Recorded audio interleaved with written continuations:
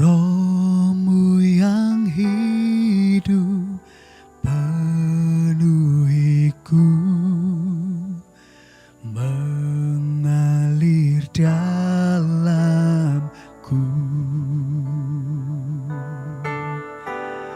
Jiwaku tenang bersamamu dalam naunganmu.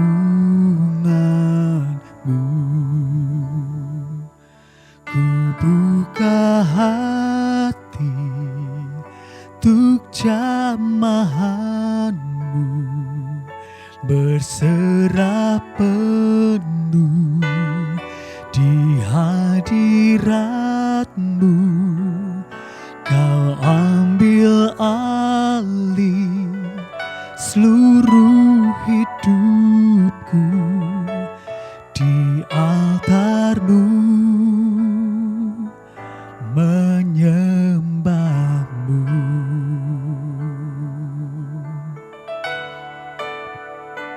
Haleluya. Roh-Mu yang kudus, pulihkanku. Engkaulah damaiku.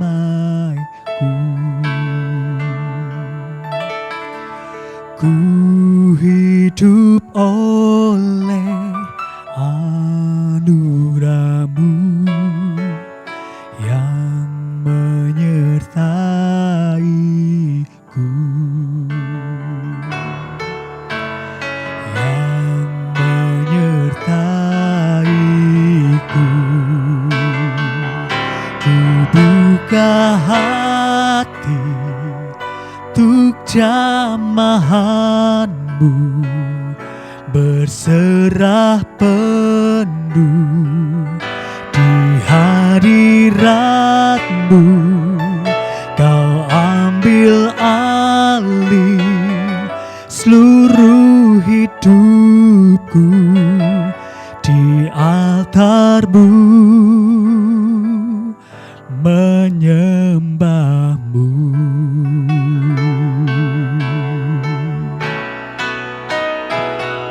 Ku buka hati untuk jamahanmu, berserah penuh di hadiratmu.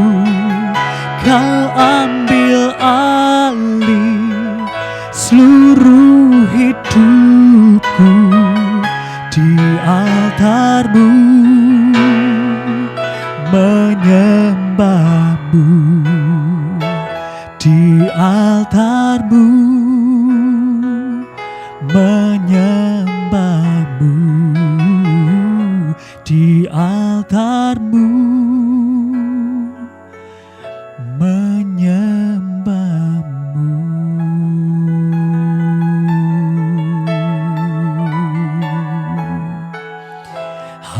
Haleluya. Roh-Mu yang hidup penuhi kami, mengalir dalam kami. Kami buka hati Tuhan buat jamahan-Mu Allah. Roh-Mu yang kudus, Roh-Mu yang kudus, memulihkan setiap kami. Haleluya, haleluya. Terima kasih Allah, terima kasih Yesus. Haleluya, haleluya.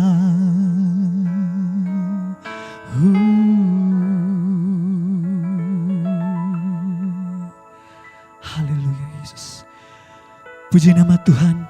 Saatnya kita akan mendengarkan kebenaran firman Tuhan yang akan disampaikan oleh Bapak Pendeta Loh Henry. Saya persilahkan. Haleluya. Tuhan Yesus, terima kasih untuk Hari ini Tuhan, kami bersyukur oleh karena anugerah-Mu, oleh karena kebaikan-Mu Tuhan, kami bisa ada bersama-sama, berjumpa kembali walaupun tidak bertatap muka, tetapi kami yakin hadirat anugerah Tuhan tetap ada. Terima kasih untuk setiap anugerah-Mu Tuhan, beri kami hikmat untuk mengerti firman-Mu hari ini, dan biarlah ini menjadi kekuatan bagi setiap kami. Terima kasih Tuhan, kami bersyukur di dalam nama Tuhan Yesus. Amin. Ya saudara, senang sekali saya bisa kembali bersama dengan saudara, bersama-sama dengan jemaat Sangkakala pada hari ini. Saya bersyukur bahwa kita masih bisa ketemu walaupun secara online. Dan saya juga mengucapkan terima kasih kepada Ibu Pendeta Ursula yang beri saya kesempatan untuk jadi berkat bagi jemaat ini. Saudara, hari ini kita akan belajar satu topik yang berjudul tentang kekhawatiran. Jangan khawatir, saudaraku.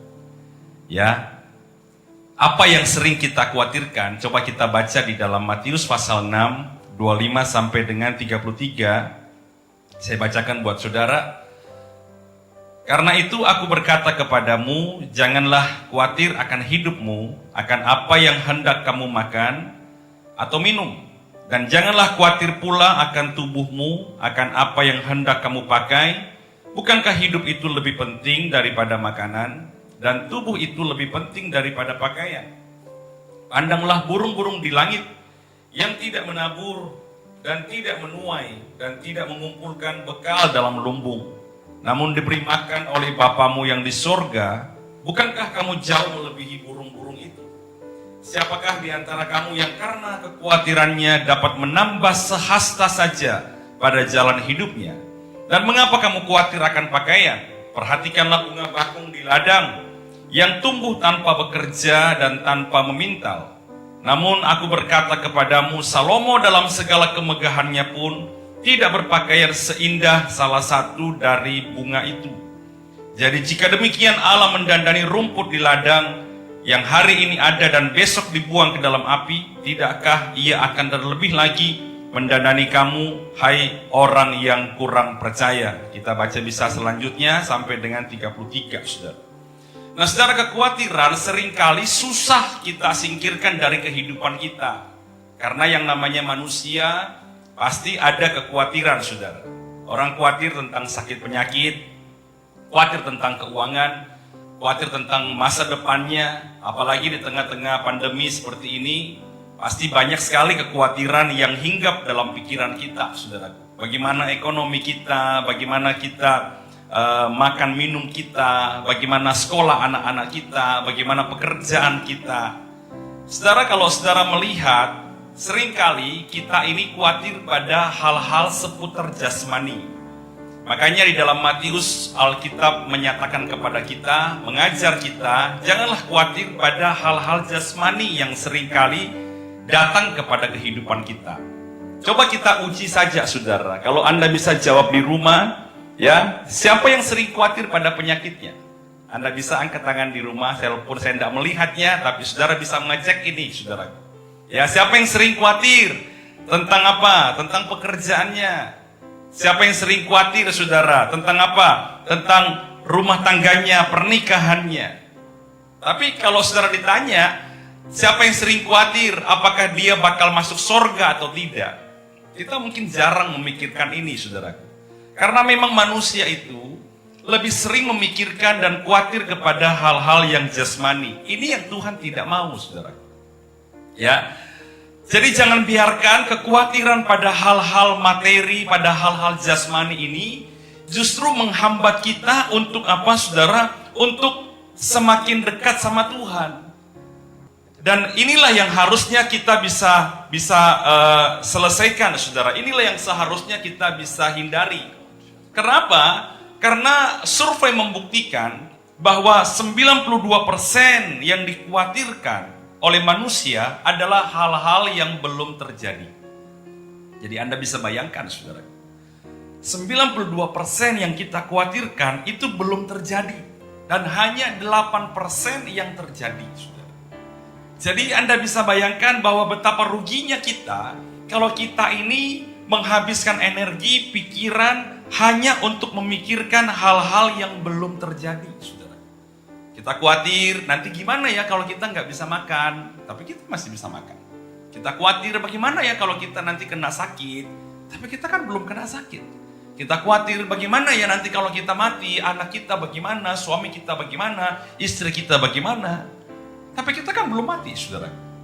Nah, ini yang seringkali menyita dan menyedot energi kita. Makanya di dalam Matius 6:27 berkata, siapakah di antara kamu yang karena kekhawatirannya dapat menambah sehasta pada jalan hidupnya?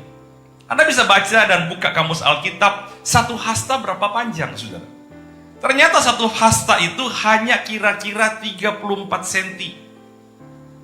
Bahkan dikatakan kalau kamu khawatir, tidak menambah 34 cm dari hidupmu.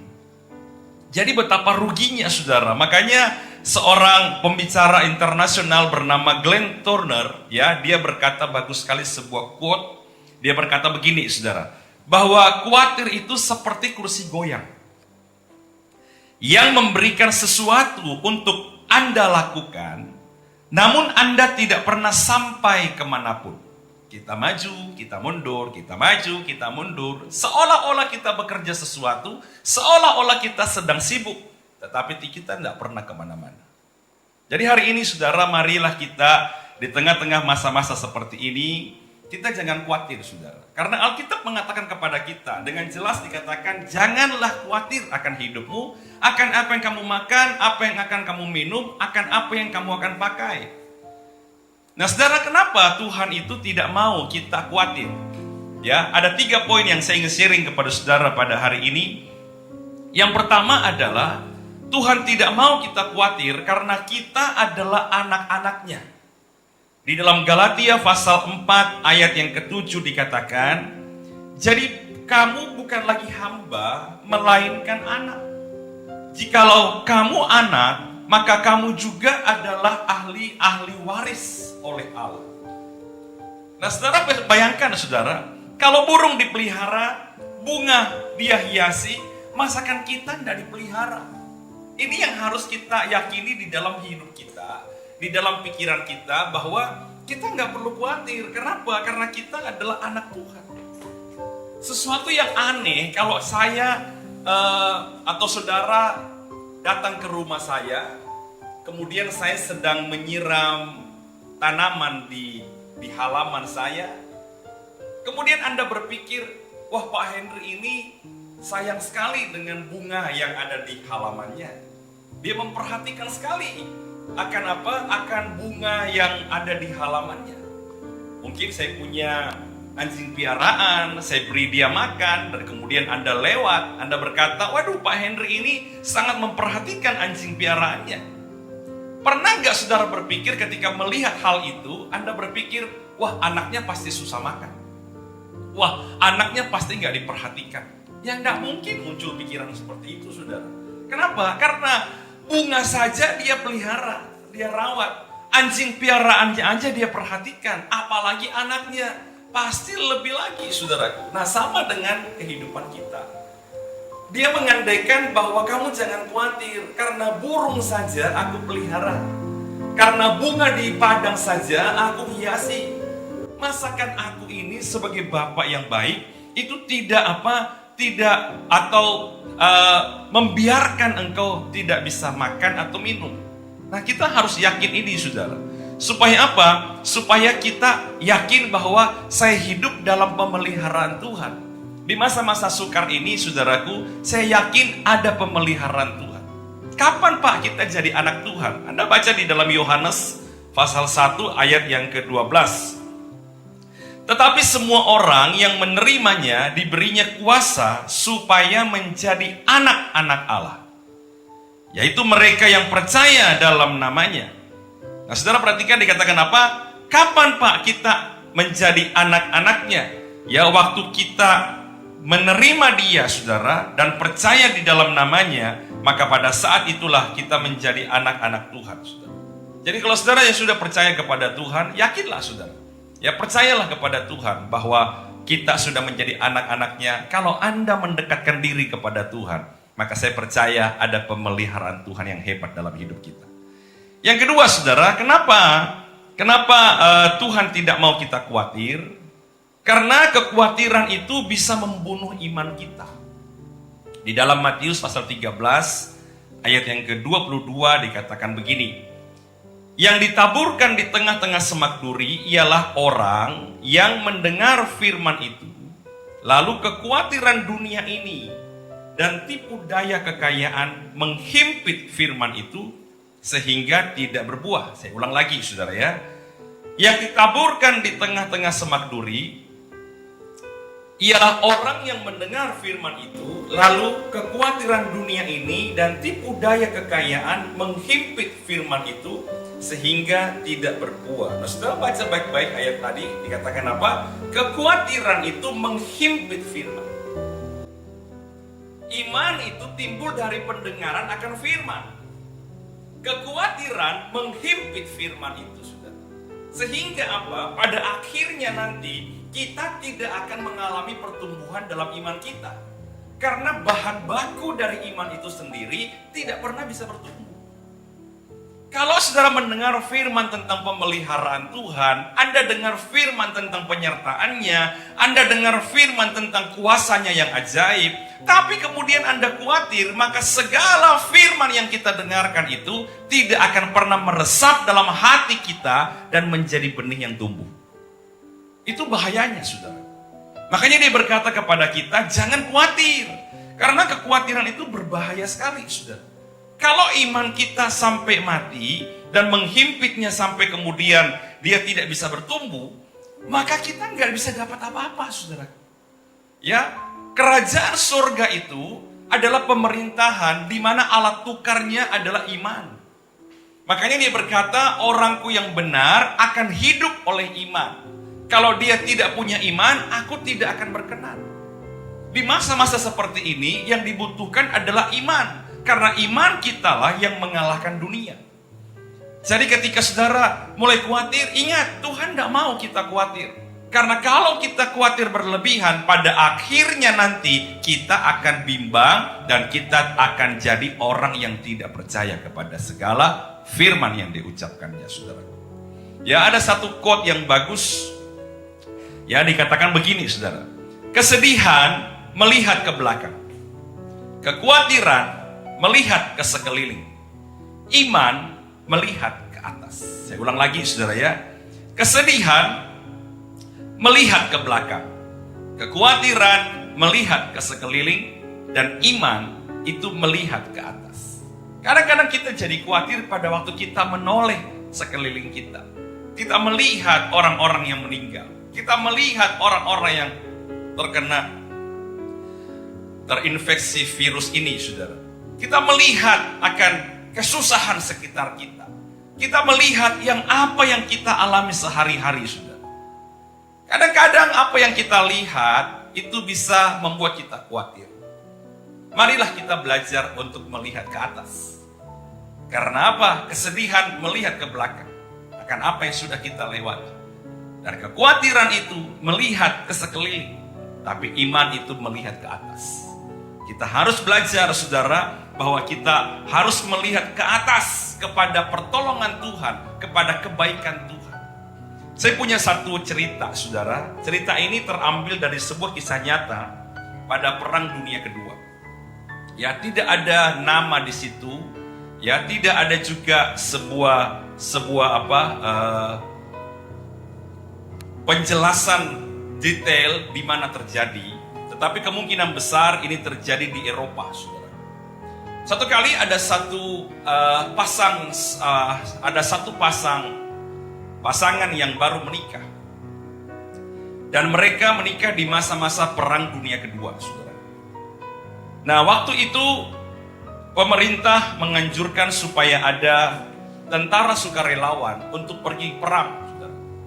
Maka suami dari wanita ini kemudian pergi menjadi sukarelawan dalam perang. Mereka begitu sedih sekali karena mereka baru menikah. Dan mereka berkata, kenapa kita harus dipisahkan oleh karena tugas negara? Akhirnya pergilah suaminya, saudara. Dia menunggu bertahun-tahun dan suaminya tidak pulang. Nah, ketika suaminya tidak pulang, saudara, dia ada di dalam satu kondisi di mana dia bergumul dengan segala hal dalam hidupnya, saudara. Nah, kemudian di tengah-tengah masa-masa seperti itu, muncullah banyak orang dengan banyak pendapat. Dan ada satu profesor kemudian membuat sebuah spanduk seminar di jalan-jalan. Dia berkata, Tuhan itu sudah mati dan Tuhan itu tidak ada. Nah, kemudian dia berkhotbah, berceramah di tengah-tengah di jalan-jalan itu, dan dia berbicara kepada banyak orang, meyakinkan orang-orang bahwa Tuhan itu sudah mati. Dan kemudian saudara, ketika dia berbicara itu, wanita ini hadir di situ dan mendengar. Dan kemudian dia berkata kepada profesor ini, Pak Profesor, saya mau tanya. Dan sebelum saya bertanya, saya mau cerita satu hal.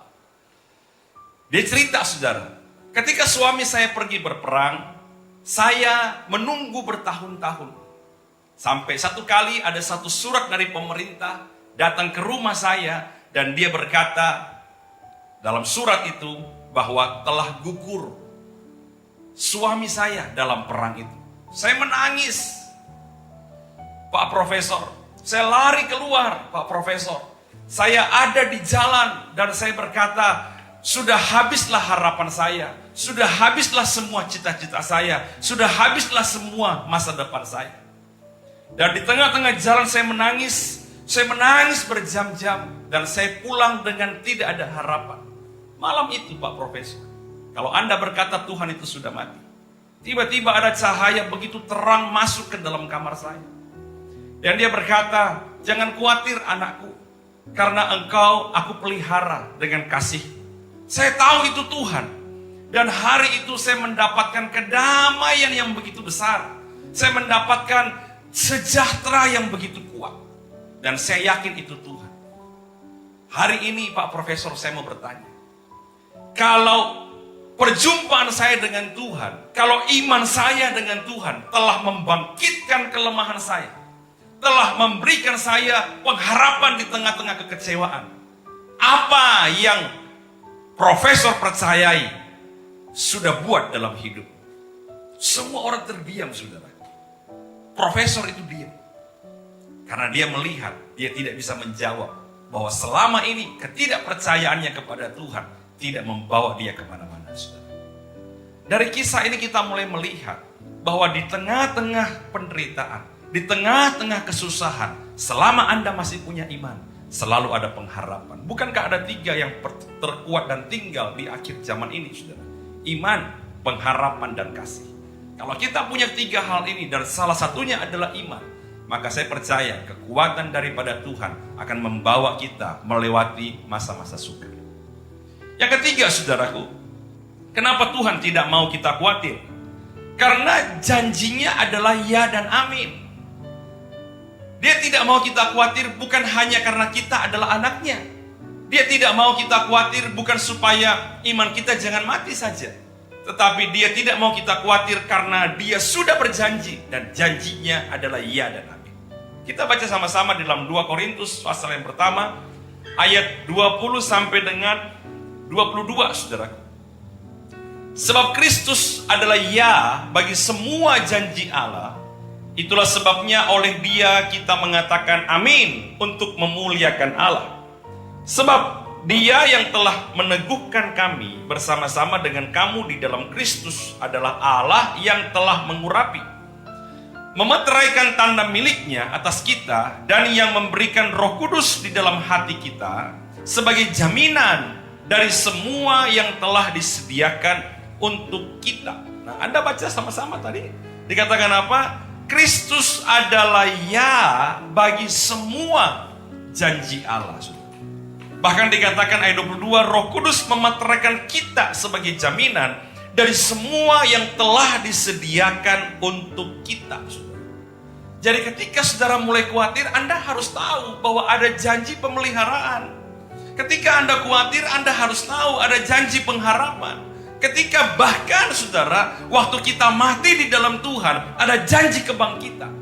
Bahkan pada waktu kita mengalami sakit, ada janji kesembuhan. Dan janji itu adalah ya dan amin.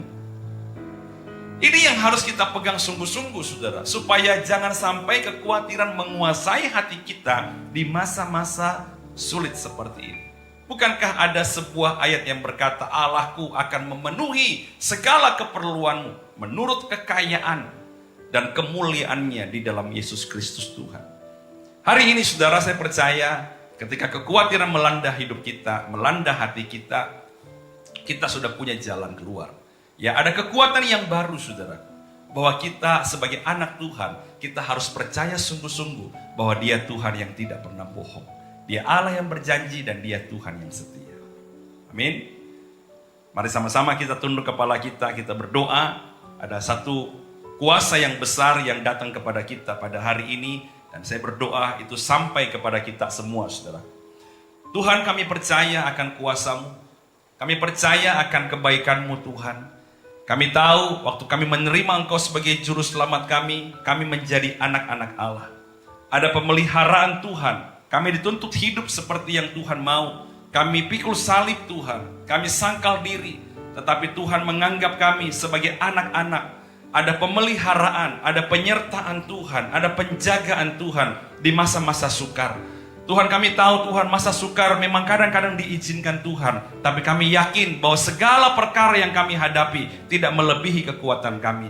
Biarlah Tuhan kami selalu percaya. Dan biarlah kami tidak khawatir akan hidup kami, akan masa depan kami. Supaya iman kami jangan mati Tuhan. Karena yang paling dibutuhkan di masa-masa seperti ini adalah tetap percaya kepada Tuhan. Dan biarlah Bapa, hati kami terus menjadi pemegang janji dalam hidup kami. Ada janji keselamatan, ada janji kekekalan. Bahkan Paulus berkata, kalau aku hidup, aku memberi buah. Kalaupun aku mati, aku merupakan mendapatkan keuntungan karena berjumpa dengan Tuhan. Biarlah Tuhan hari ini Engkau jamah setiap kami, Engkau jamah setiap jemaat. Supaya kami sungguh-sungguh Tuhan, mulai hari ini Tuhan, tidak lagi diikat oleh kekhawatiran. Tapi kami dibebaskan kehidupan kami dan berharap hanya kepada Tuhan. Terima kasih Tuhan, kami bersyukur kepadamu. Dan biarlah firman ini kami kerjakan jadi rema dalam hidup kami. Mulai hari ini Tuhan, di dalam nama Tuhan Yesus. Sama-sama kita katakan, amin. Tuhan berkati saudara. Mari kita buka kedua tangan kita. Bapa, sempurnakanlah ibadah kami. Berikan pada kami kemampuan untuk merenungkan firman-Mu dan melakukan firman-Mu. Sidang jemaat yang dicintai oleh Tuhan, terimalah berkat atas nama Bapa, Putra, dan Roh Kudus, dalam nama Tuhan Yesus Kristus, dari sekarang sampai Maranatha. Tuhan Yesus datang untuk dua kalinya. Yang percaya, sama-sama katakan, amin. Tuhan Yesus memberkati. Sampai ketemu minggu depan di jam yang sama. Sekali lagi, Tuhan Yesus memberkati.